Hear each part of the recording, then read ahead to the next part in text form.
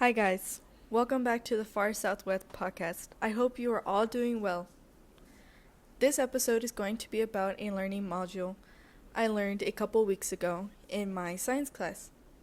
I will be talking about the Black Dahlia case as well, and by the end of this episode, I will be talking about the sudden death of the mayor of Mexico who just came into office. This learning module is about the process of science, but it's also about forensic science. I got to learn more about forensic science and how it came to be, and how many people came up with the techniques that we use today in many cases in forensic science. For example, fingerprints, footprints, toxicology, DNA, and so forth. For example, we had to make a forensic science timeline, and we can add any year we wanted of our choice for our forensic timeline.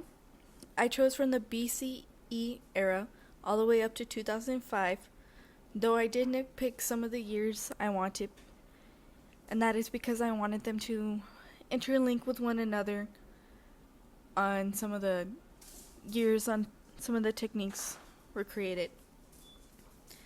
And since we had to include at least one recent event of forensic science, I chose cranial superimposition. If you have never heard of cranial superimposition, I'll talk about it briefly. Though cranial superimposition has been in the works for years in order to fix all the quirks that it had in order for it to be better and to work in actual cases, cranial superimposition is when they find skeletal remains that are unidentifiable. They can draw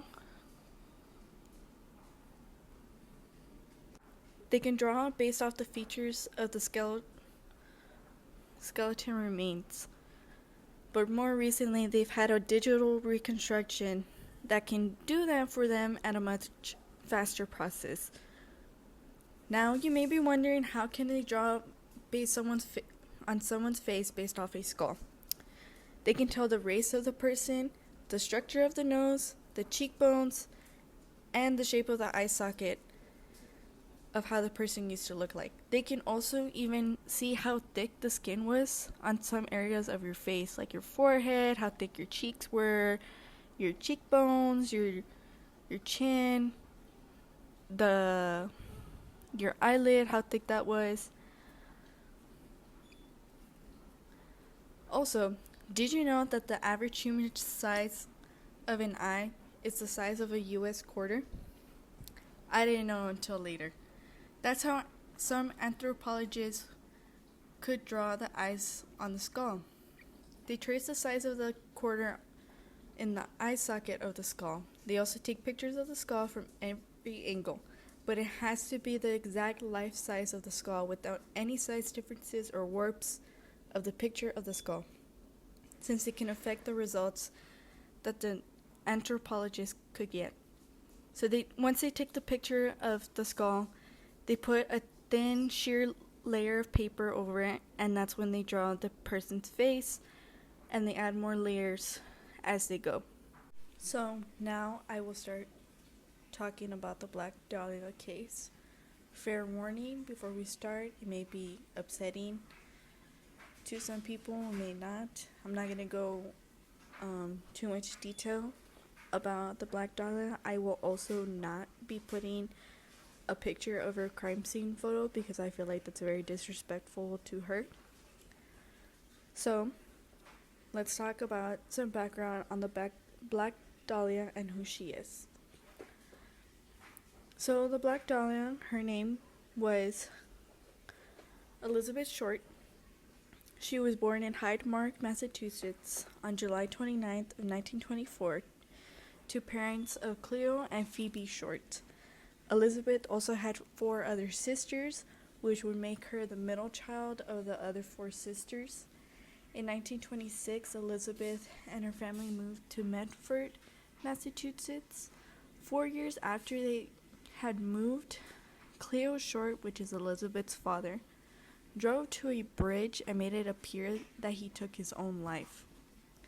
Later on, he wrote a letter to his wife asking for forgiveness, but she did not accept his forgiveness. Elizabeth at the time was described to be a very beautiful young lady with black, short, curly hair, pale skin, and blue eyes.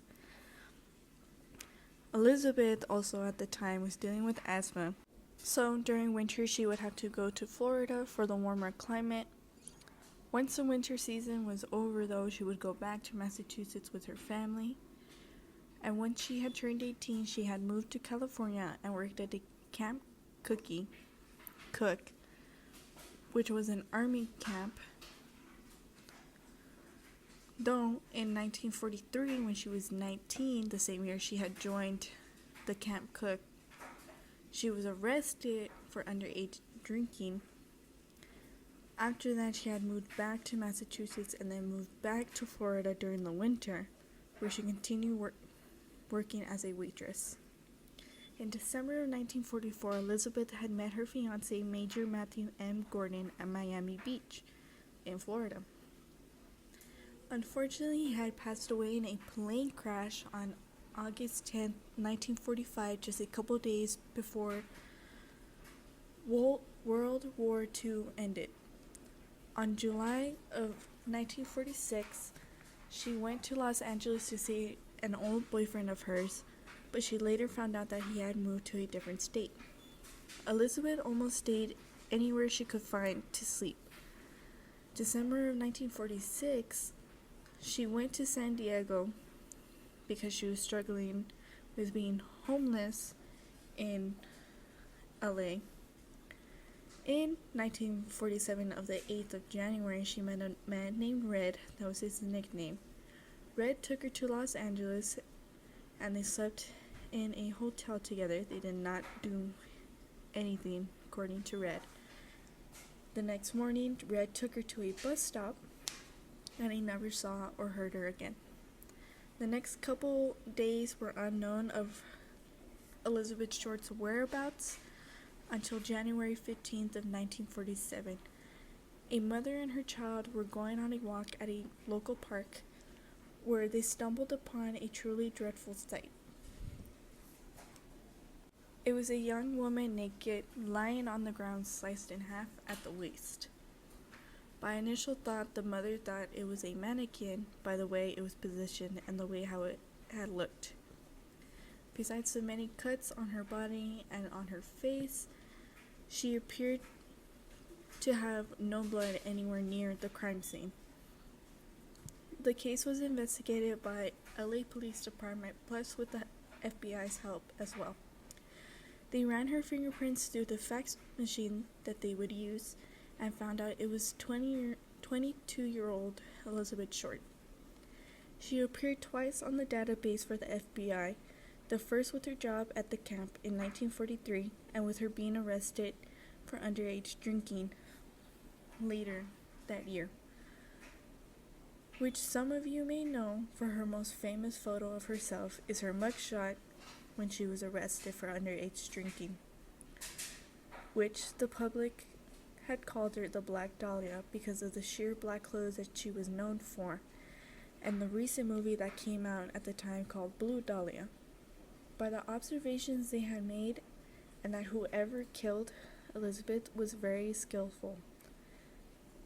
It is said because of how clean the cut was and there being no blood anywhere near the crime scene, which was taken somewhere else.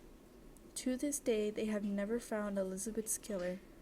Whoever it was will probably never be found, unfortunately.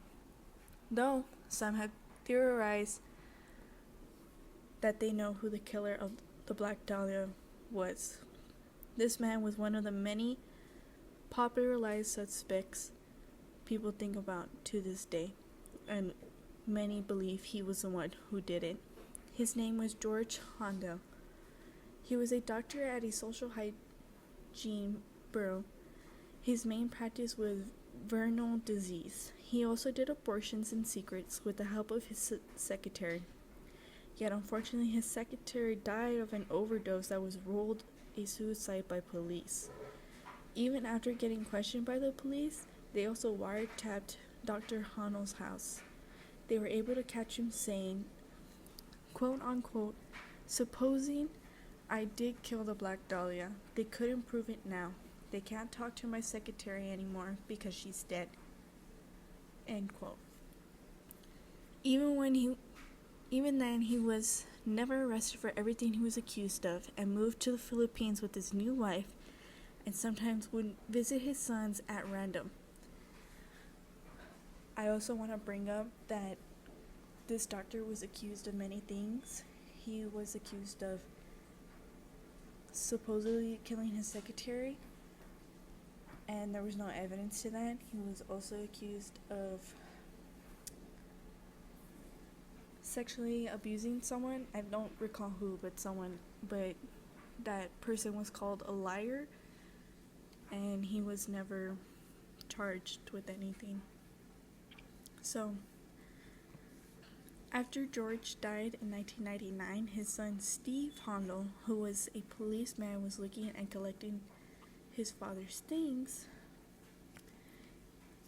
That's when he found a tin in the very back of a picture of a woman with short black hair and blue eyes. Lo and behold, it was the Black Dahlia, along with other pictures of women he could not identify. He believes his father was involved with the killings of the Black Dahlia and possibly the Zodiac killings in the 1960s and maybe even more. He has spent his whole life looking more into his father and how he could have been linked to all these killings. Today is a mystery on how Dr. George Hondo and the Black Dahlia ever knew each other. So now I will be speaking about the mayor of Mexico. Excuse my mispronunciation. So this happened recently. The recent mayor of, again, excuse my mispronouncing,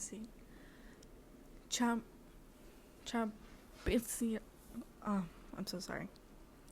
He took office recently on October 1st. His name was Alejandro Nacos. Guerrero is the country that he was the mayor of, and this country was very well known for a string of attacks that were towards politicians already. Though there has been many concerns over the safety and security of these politicians, nothing seems to be done yet or until Alejandro. Just before Alejandro came into office, the government secretary Francisco Tapia was shot to death. The date of Alejandro's death was on October 6th. He was just in office for at least 6 days, not even a week, and he was not even a week that he was in office and he was already attacked. On October 7th, the new president of Mexico, Claudia, the first female president of Mexico, said that the killing of the mayor was quote unquote unfortunate, also saying that her security cabinet will explain more about future actions that will be taken for security problems that politicians are facing. Though this violence against politicians is far beyond than what we've known and what has come across, it is much further than just this country, Guerrero. It is all over Mexico, unfortunately. Though this violent against, plus during campaign season, about 34 political candidates were murdered by criminal organizations. Even after Claudia's election, which is the new female president of Mexico, a female mayor was shot dead in the western part of Mexico. Now, you may be thinking, why would criminal organizations be coming after these politicians? Even if they're campaigning and they have yet to come into office yet. They are coming after these politicians because they have come to the realization that these politicians will ruin their freedom and reign over law enforcement and the local economy that they have had for years. Unfortunately, that was all I can find on the article. It's really unfortunate, and I hope that the violence against politicians is fixed. It's really unfortunate that they have to be extra careful when they're trying to help their community, and they just can't because they're being threatened. Yeah, that's all I have for this episode. It's really sad to end it on a bad note, but thank you for listening, and I hope you guys have a good day. Also, all the information that I got will be in the link below if you guys want to look at that. Yeah, overall, thank you.